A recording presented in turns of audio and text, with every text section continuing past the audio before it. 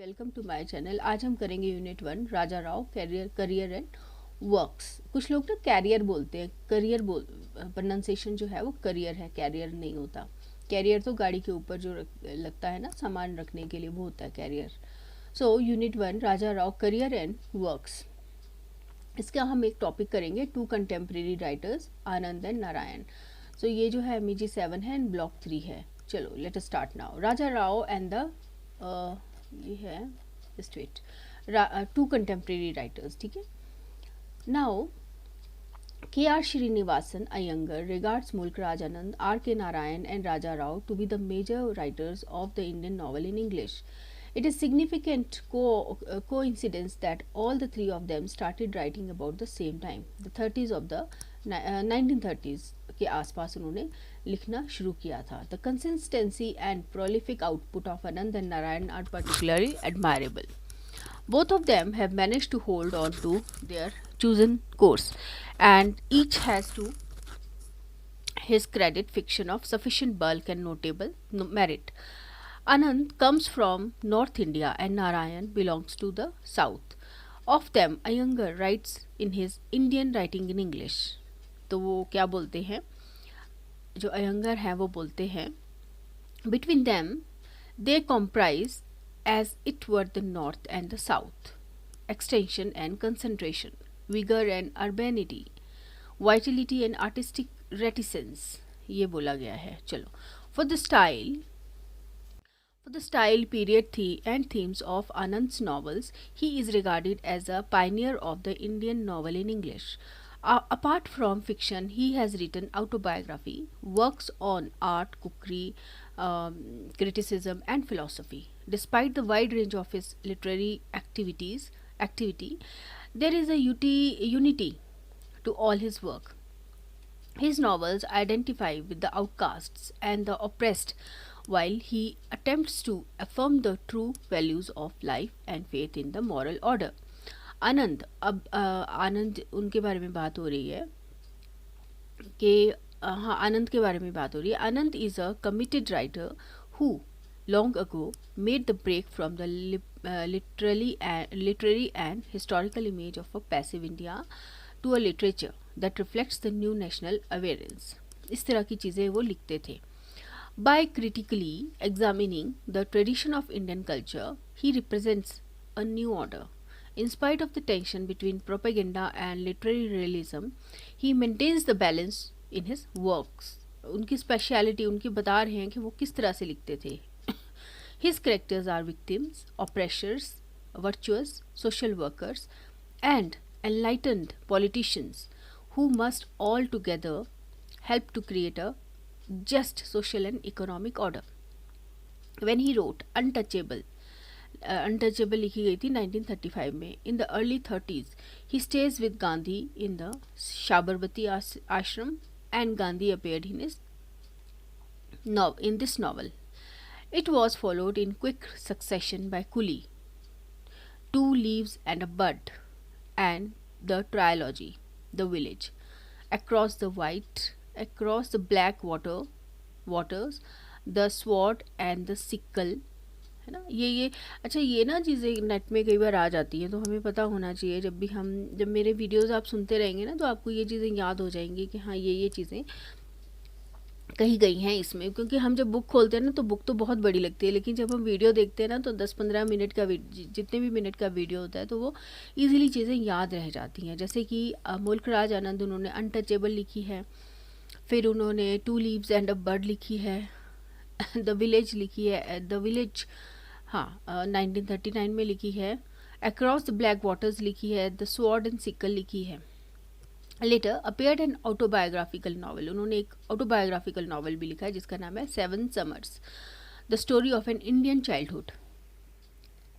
Okay, now born in Madras. अब हम करेंगे R.K. नारायण जी की बात. Born in Madras in 1906 but living at Mysore, R.K. Narayan rights a distinctive regional fiction. While Anand is a reformer and Rao is a philosopher, Narayan is a moral analyst. For his novels and short stories, he has created a special geographical identity. The imaginary town of Malgudi, which is the location of all his fiction, represents South India, Indian small town provincialism and culture. Most probably a fictional version of Mysore, it contains a rich variety of Indian life. Its busy markets are full of the hustle and bustle of life. The river is a place of sanctity, tragedy, and recreation. The Memphi Hills, with their forests and cave temples, attract hunters, archaeologists, and religious recluses. In fact, Malgudi is a microcosm of India, and its fixed setting allows Narayan to analyze the complex elements of the vast country. Now, Narayan's multiple themes are, क्या क्या है उनके multiple themes, जैसे कि nationalism, modernisation, impact of education, family planning, the attraction of going abroad and the rebellion of the young against the old. ये उनके themes हैं, जैसे कि nationalism, modernisation, impact of education, family planning, attraction of going abroad and the rebellion of the young against the old. But Malgudi shapes the gentle humor and irony that sets him apart from Anand and Rao. तो जो हमने Malgudi days वगैरह, पहले बहुत serial आते थे इस तरह के ना, आता था ये मालगुडी डेज, उसमें देखे ना थोड़ा ह्यूमर एंड आयरनी है. आयरनी मैंने क्या बताया था, क्या सोचा और क्या हो गया. ठीक है, तो though comedy is not a major form in the Indian novel in English, Malgudi provides a locale where humour is possible. ऐसी चीज़ें वो बताते हैं ना जिसमें कि थोड़ा ह्यूमर आ जाता है. Narayan recreates a web of life in the South Indian small town through clear and lucid standard English, which is a contrast to some of the vernacular touches of Indian English that we come across in the work of Anand and Rao. Simple सी English उन्होंने बोली है. Malgudi days करके एक serial आता था actually ना, तो मालगुडी मतलब उन्होंने जो भी नावल लिखे हैं उसमें बहुत ही सिंपल और ल्यूसिड सी बड़ी अच्छी सी इंग्लिश लिखी है. और मालगुडी जो है वो साउथ इंडियन स्मॉल विलेज है, एक फिक्शनल विलेज है ये. तो जो आपके आनंद एंड राव है ना, वो वर्नैकुलर टच, इसमें वर्नैकुलर टचेस भी हैं इन्होंने जो आर के नारायण ने दी है ना, उनकी भाषा के उस तरह साउथ इंडिया की भाषा के टचेस उसमें इंडियन इंग्लिश में दिए गए हैं. ओके नहीं, इसमें इन्होंने वर्नैकुलर टचेस नहीं दिए हैं. आनंद एंड राव उन्होंने वर्नैकुलर टचेस दिए हैं इंडियन इंग्लिश में.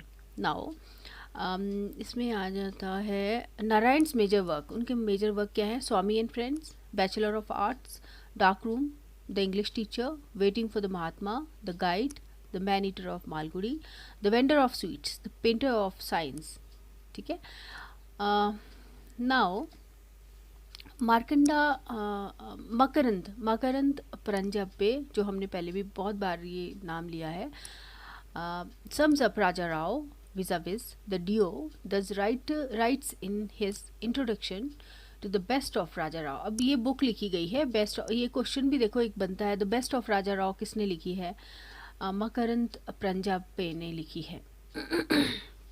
तो उन्होंने जो इंट्रोडक्शन पार्ट है उसमें क्या लिखा है राजा राव के बारे में और उनके जो साथ में राइटर्स थे दो, और उनके बारे में, इस ट्रायो के बारे में उन्होंने क्या लिखा है.